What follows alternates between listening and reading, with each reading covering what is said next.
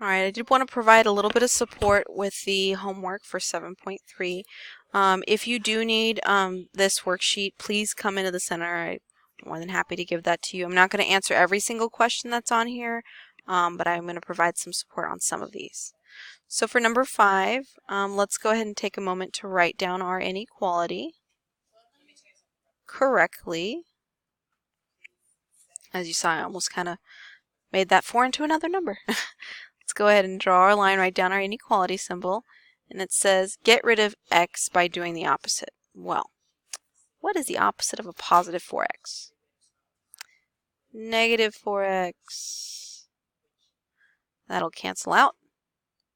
And that's negative 4y greater than or equal to negative 4x plus 28.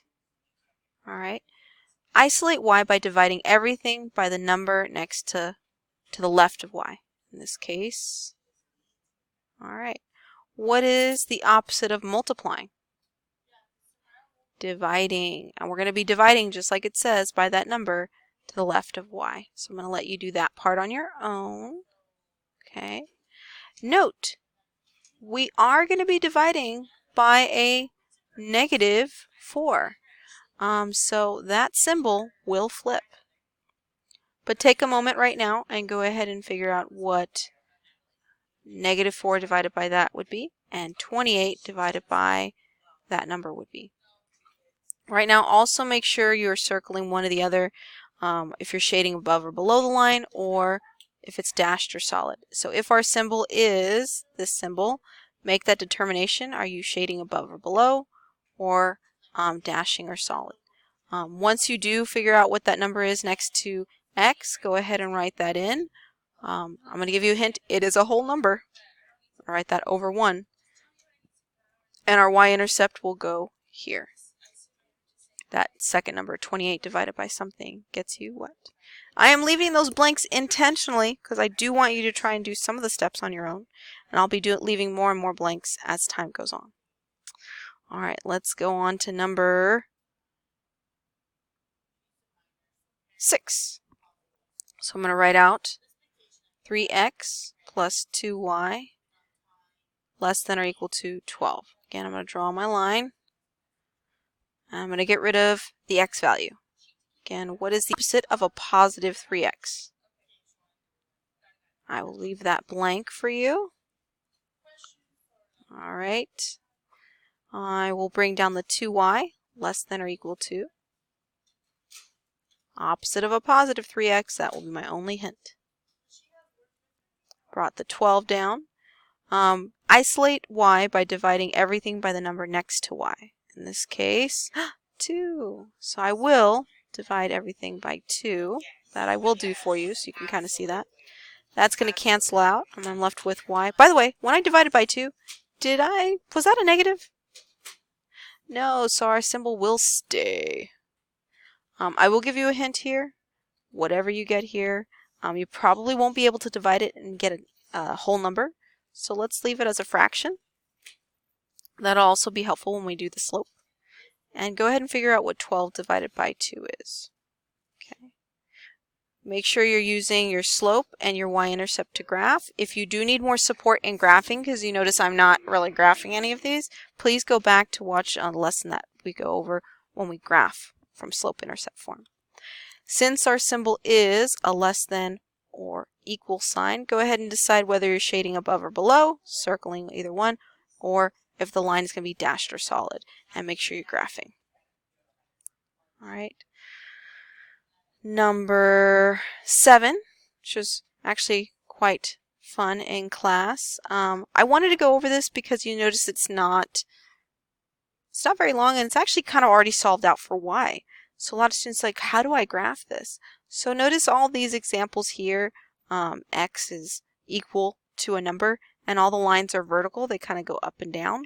Whereas the lines that are here where it's y equals a number, they're kind of going sideways. My hint to you is our line's probably going to go sideways through the number 3. So on your y-axis, go ahead and find the number 3, because that's the number it's either less than or equal to. And go ahead and draw a line straight through 3. Then, since this is our symbol, go ahead and decide whether you're shading above or below, or if that line's dashed or solid. Okay. I will solve number 8 all the way through and graph it just so you can have as an example of how you're going to graph these. Okay, so that's 5x minus y greater than 4. First things first, I'm going to get rid of my x value. It's the opposite of a positive 5x. Negative 5x. Alright, that's going to cancel out. I'm left with negative y greater than or equal to negative 5x plus 4, because 4 is a positive. What is the... Oh, there's a negative here. How many negatives is that? 1 negative. So we're going to divide everything by the number next to y, in this case negative 1. So everything is going to be divided by a negative 1.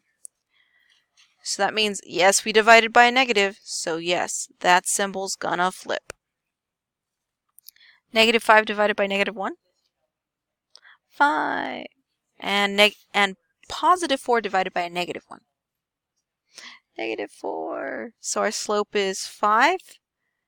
Y-intercept's negative 4. It would be helpful to actually write down 5 as a fraction. You can write any whole number. I'm just going to write that as a note. Any whole number as a fraction by just putting a 1 under it. Okay. So on our y-axis, where's negative 4 at? It's right here. So I'm going to go up 5 since it's positive and over 1. That's 1, 2, 3, 4, 5 over 1. 1, 2, 3, 4, 5 over 1. I think I'm going to run out of space. 1, 2, 3, 4. Yep, I ran out of space. I could also go in the reverse order. Going over 1, 2, 3, 4, 5. And since my symbol was this, am I going to shade above or below? Below. Am I going to have a dashed or solid line? Solid. So this is on screen, so please don't judge me. I'm going to try and make it as straight as possible. That's my line. And I'm going to shade below.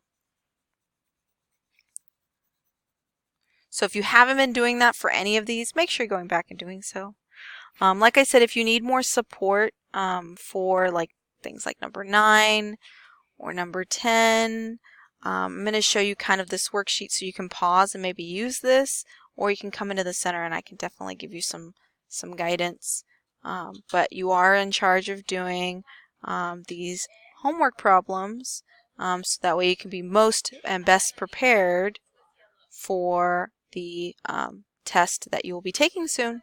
So keep that in mind. It's coming. Alright, if you need any additional support, please come into the center. We're more than happy to help you. We have tutors, we have teachers who want to help you succeed. Please come in and get that support. See you on the next video.